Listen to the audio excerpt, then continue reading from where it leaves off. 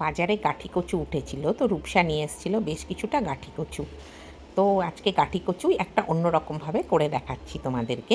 গাঠি কচুগুলো আনার পরে ভালো করে প্রথমে ধুয়ে নেবে, ভালো করে ধুয়ে তারপরে জল ঝরাতে রেখে দেবে।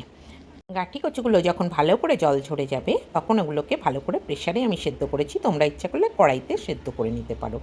সেদ্ধ হয়ে গেলে তারপরে ওগুলোকে আস্তে আস্তে এরকম করে ছুলে নিতে হবে। একটা ফ্রাই প্যানের মধ্যে শুকনো লঙ্কা, তেজপাতা, আমি দুটো তেজপাতা দিয়েছি, তোমরা বেশি দিতে পারো, কালো জিরে, তারপরে হচ্ছে রসুনের কোয়া দেবে, সব আন্দাজ বুঝে দেবে। রসুনের কোয়া দিয়ে ভালো করে ভেজে নেবে, ভেজে এটাকে কিন্তু মশলা করতে হবে। আর কাঠি কচুগুলো যে ছাড়াচ্ছিলাম সেগুলোকে কিন্তু ফকের সাহায্যে ফুটো ফুটো করে নিতে হবে। এবার আমার কাছে মিষ্টু চলে এলো।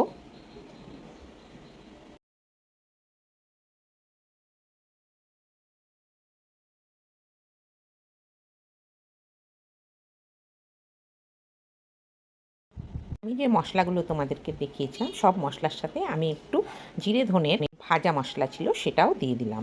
এইবার ফ্রাই প্যানের মধ্যে তেল গরম করতে বসিয়ে দিলাম, দিয়ে একটু হলুদ আর একটু নুন দেব। এটা যখন ভালোভাবে গরম হয়ে যাবে, ভালো করে কিন্তু গরম করে নিতে হবে, নিয়ে একটু নুন আর হলুদ দিয়ে তার মধ্যে কাঠি কচুগুলোকে ভালো করে ভেজে নিতে হবে। যেহেতু আমি তেলের মধ্যে হলুদটা দিয়েছিলাম তার জন্য কাঠি কচুগুলো খুব সুন্দরভাবে হলুদ আর তেলে ভাজা হয়ে যাবে। তারপরে আমি তার মধ্যে ওই যে রসুনের কোয়া রেখেছিলাম কয়টা, সেই রসুনের কোয়া দেব, গ্যাসটাকে কমিয়ে দেব, কাঁচা লঙ্কা আর টমেটো কুচি রেখেছিলাম সেগুলো দিয়ে দিলাম। আর তারপরে দেব হলুদ, পরিমাণ মতো সব কিছু, নুন, তারপরে আমি যে মশলাটা করেছিলাম সেই মশলাটাও আমি তার মধ্যে দিয়ে দেবো। মশলাটা দিয়ে কিন্তু অদ্ভুত একটা সুন্দর গন্ধ বেরোবে। এইবার এই সব দিয়ে আমি দিচ্ছি এখানে কাশ্মীরি লঙ্কার গুঁড়ো অ্যাড করেছি। তারপরে তোমরা চাইলে এর মধ্যে কিন্তু একটু আমচুর গুঁড়ো দিতে পারো, সুন্দর টেস্ট হবে। আর দেবে চিনি। আর গ্যাসটা কিন্তু একদমই কমিয়েই রাখবে, কমিয়ে কমিয়েই করবে, তবেই এটা ভালো হবে।